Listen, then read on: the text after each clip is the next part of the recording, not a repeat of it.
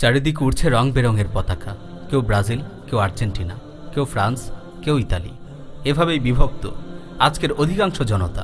ফুটবলে নিজ পছন্দের দেশটির কে কত বেশি পতাকা উড়াতে পারে, কে কত বিশাল পতাকা টানাতে পারে, দেশ জুড়ে চলছে এই প্রতিযোগিতা। প্রিয় মুসলিম ভাই বোনেরা, এসব দেখে বারবার একটি পার্থক্যের কথাই মনে পড়ে যাচ্ছে। এই পার্থক্য সাহাবায়ে কেরাম রাদিয়াল্লাহু আনহুমের সাথে উম্মার বর্তমান যুব সমাজের পার্থক্য। এই পার্থক্য সালাফে সালেহিনের সাথে আজকের মুসলিম দাবিদারদের পতাকা উড্ডীন করার পার্থক্য।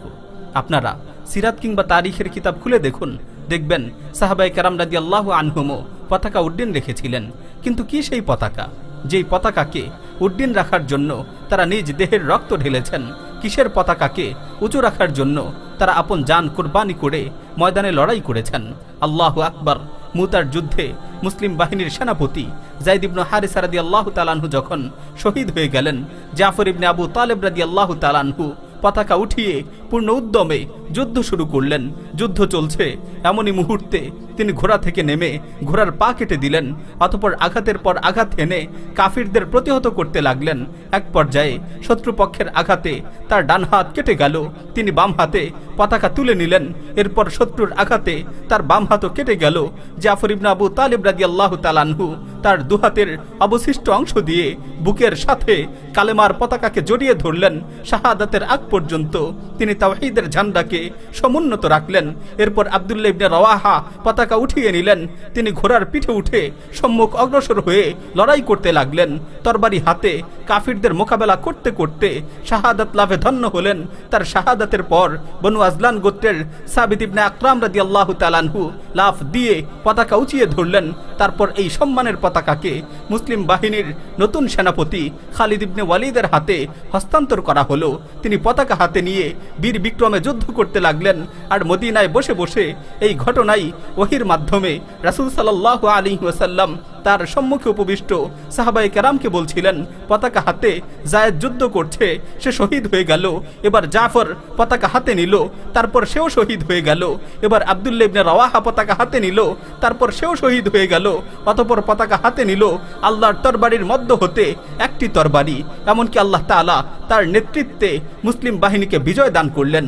প্রিয় মুসলিম ভাই বোনেরা, কিসের পতাকাকে সাহাবায়ে কেরাম এভাবে উড্ডীন রেখেছিলেন, শাহাদাতের আগ পর্যন্ত সুউচ্চে ধারণ করেছিলেন? সেই পতাকা হলো ইসলামের পতাকা, তাওহীদের ঝান্ডা, ইসলাম ও মুসলিমদের বিজয়ের পতাকা। কিন্তু আজ নিজেকে মুসলিম দাবিদাররা কিসের পতাকা উড়াচ্ছে? কাদের সমর্থনে পতাকা উড়িয়ে উল্লাস করছে? আফসোস, শত আফসোস। সাহাবায়ে কেরামও পতাকা উড্ডীন রেখেছিলেন। সেই পতাকা ছিল ইসলামের পতাকা। আজকের লাখো লাখো মুসলিম যুবকও পতাকা উড়াচ্ছে, কিন্তু এই পতাকা কাফিরদের পতাকা। সাহাবায়ে কেরামও পতাকা উঁচু করেছিলেন, সেই পতাকা ছিল তাওহীদের পতাকা। আজকের মুসলিম যুবকরাও পতাকা উঁচু করছে, কিন্তু এই পতাকা হচ্ছে কুফর ও শিরকের পতাকা।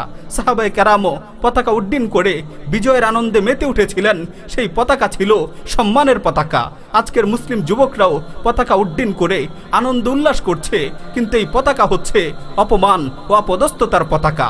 এই পতাকা হচ্ছে নিজের গৌরবোজ্জ্বল ইতিহাস ভুলে লাঞ্ছনা নিয়ে মেতে ওঠার পতাকা।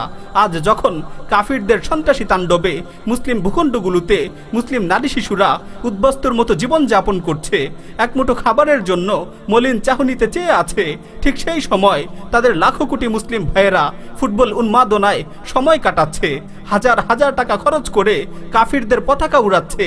তারা ভুলে গেছে মুসআব, হামজা, খালিদদের বীরত্বের কথা। তারা জানে না তারিক, সালাউদ্দিন, মোহাম্মদ বিন কাসিমদের বিজয়ের কথা। তারা জানে মেসি, নেইমারদের রেকর্ড, স্টাইল আর বেশভূষা। তাদের মা বোনদের ধর্ষণ করে হিংস্র হায়নারা যখন আমোদ ফুর্তি করছে, তখন তারা চার ছক্কা কিংবা গোল নিয়ে মেতে উঠছে। তাদের ভূমিগুলো দখল করে কাফিররা যখন শক্তি প্রদর্শন করছে, বোমার আঘাতে ইসলামের নিদর্শনগুলো গুড়িয়ে দিচ্ছে, তখন তারা কাফিরদের গোলশট দেখে আনন্দ করার অপেক্ষায় আছে।